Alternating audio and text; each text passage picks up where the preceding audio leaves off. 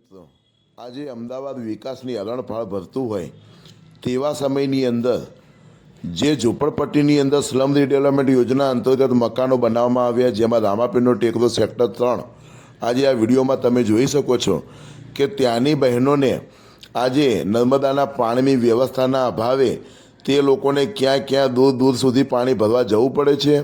આજે બહેનો, વડીલો, વૃદ્ધો, દીકરીઓ તેઓને કેવી જગ્યાએ પાણી ભરવા જવું પડે છે, કેવી હાલાકીનો સામનો કરી રહ્યા છે અને અમદાવાદ મ્યુનિસિપલ કોર્પોરેશને મકાનો ફાળવ્યા, શું તેની પહેલાં તેઓને આ નર્મદાના પાણીની કે રોડ રસ્તાની શું વ્યવસ્થા કરવાની જરૂરિયાત જણાતી ન હતી?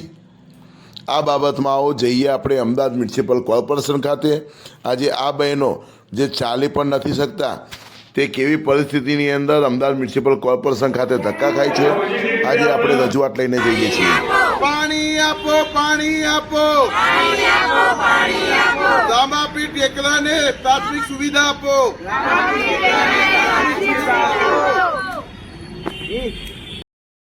આજે અમે રામાપીરના ટેકરા ઉપરથી સેક્ટર 3 માંથી જે અમદાવાદ મ્યુનિસિપલ કોર્પોરેશનનો મકાનો ફાળવ્યા છે તે જગ્યા ઉપર અમદાવાદ મ્યુનિસિપલ કોર્પોરેશનના અધિકારી દ્વારા કોઈ પણ પ્રકારની યોગ્ય સુવિધા વગર ડાયરેક્ટ મકાન એલોટમેન્ટ કરવામાં આવ્યા। આજે સેક્ટર 3ની અંદર રોડ રસ્તાના કોઈ ઠેકાણા નથી, પાણીની કોઈ સુવિધા નથી, સ્ટ્રીટ લાઇટની કોઈ સુવિધા નથી। આજે બાજુમાં આવેલ નવા વાડજ વોર્ડની અંદર શાસક પક્ષ હોય તે જગ્યાએ આરસીસીના રોડ બનતા હોય તો રામાપીરના ટેકરા ઉપર SC/ST વર્ગ રહેતો હોય તેમને જ અન્યાય કેમ? આજે રામાપીરના ટેકરા ઉપર જે મકાનો બનાવવામાં આવ્યા છે, આજે પબ્લિક ટેપ માટે, આજે પાણી માટે લોકોને 430 મકાનોને દૂર 1 કિલોમીટર સુધી પાણી પીવા લેવા જવું પડતું હોય તે આ શાસન માટે શરમજનક કહેવાય। જે બાબતની રજૂઆતોને લઈને અમે અહીંયા ઉસ્માનપુરા રમણભાઈ પટેલ ભવન આવ્યા, પરંતુ અહીંયા હાલમાં અંદરથી જાણવા મળેલ છે કે તેઓને કંઈક કામ ચાલુ હોય જેથી પંચવટી ટ્રાન્સફર થયું છે। હાલ આપણે ત્યાં રજૂઆત કરવા જઈએ છીએ અને જો સરકારી અધિકારીશ્રી દ્વારા આપણી સુવિધાઓ બાબતમાં કોઈ ચોક્કસ નિરાકરણ નહીં લાવે તો ના છૂટકે આખો રામાપીરનો ટેકરો ભેગો થઈ અને આ જ જગ્યા ઉપર ધરણા ઉપર બેસશે। માટે હું નરેન્દ્ર પરમાર એડવોકેટ આ વિડીયો ચાલુ કરું છું અને જણાવું છું કે રામાપીરના ટેકરા ઉપર સેક્ટર 3ની અંદર હાલ ચમનભાઈ એવું બોલ્યા કે ભાઈ આજે જે પટેલ ત્યાં તમને શું તકલીફ, એટલે આપણા રાકેશભાઈ થોડા ખેંચાઈ ગયા કે ભાઈ આવું તમે ના બોલો, મેં આજ ઘડી તમને પાણી આપ્યું, તમે પાણી આપ્યું એ બદલ તમારો આભાર ને તમારી નૈતિક ફરજ હતી। પરંતુ આ વિડીયોમાં જણાવું છું કે આજે અમે કોઈ નવરા નકામા નથી। આજે આ બહેનો જે આવી, આ ભાઈઓ આ એ બધા નવરા નથી। આજે આ વિભાગની અંદર અમે પંડ્યા સાહેબને મળવા આવ્યા કે ભાઈ કંઈક કરીને અમારા રોડ રસ્તા સુધારો।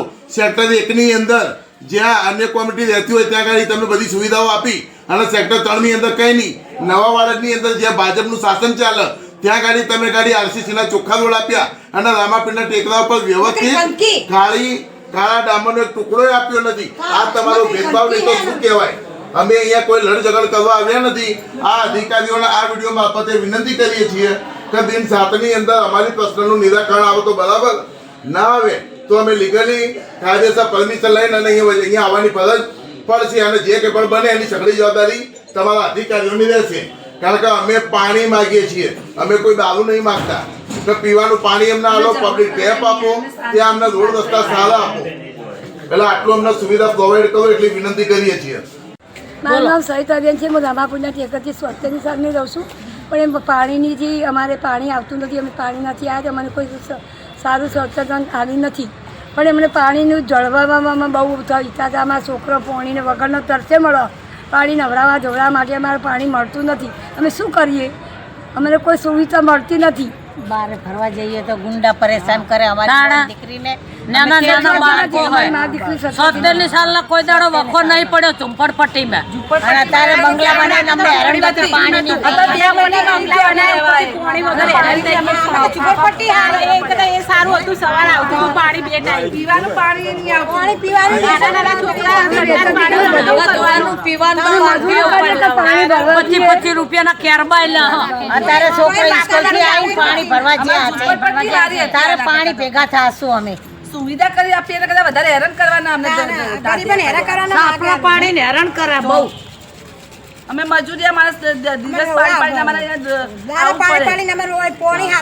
આજે રામદેવપીર ટેકરા ઉપરથી આ જે માજી જે 80-90 વર્ષની ઉંમરના છે, આજે આ બહેનો, આ ભાઈઓ, આ વડીલો, આ વૃદ્ધો અહીંયા ઉસ્માનપુરા ખાતે આવેલા, જ્યાં એડિશનલ સાહેબ મળ્યા નહીં, જેથી સરદાર પટેલ સ્ટેડિયમ વોર્ડમાં આવ્યા. તો સ્ટેડિયમ વોર્ડની અંદર પણ આપણા એડિશનલ સાહેબ સ્ટેન્ડિંગની મિટિંગ છે તેમ જણાવેલ.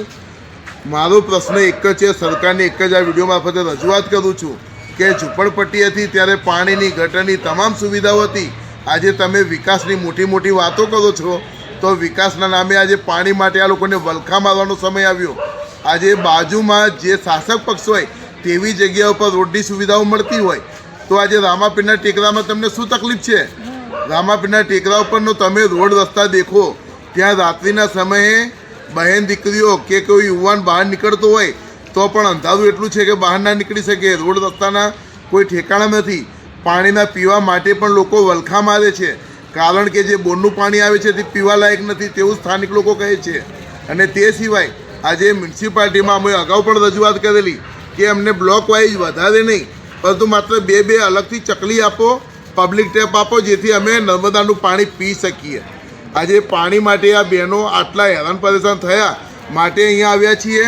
અને આ વિડીયો મારફતે સરકારને, અમદાવાદ મ્યુનિસિપલ કોર્પોરેશનને અને લાગતા વળગતા અધિકારીઓને ખાસ વિનંતી સહ જણાવું છું કે દિન 7ની અંદર તાત્કાલિક ધોરણે આ સમસ્યાનું નિરાકરણ નહીં આવે તો આખો સમગ્ર સેક્ટર 3ના તમામ રહીશો ના છૂટકે ગાંધી ચિંધ્યા માર્ગે અમરનાથ ઉપવાસ ઉપર ઉતરવાની ફરજ પડશે, કારણ કે પાણી વગર તો નહીં ચાલે.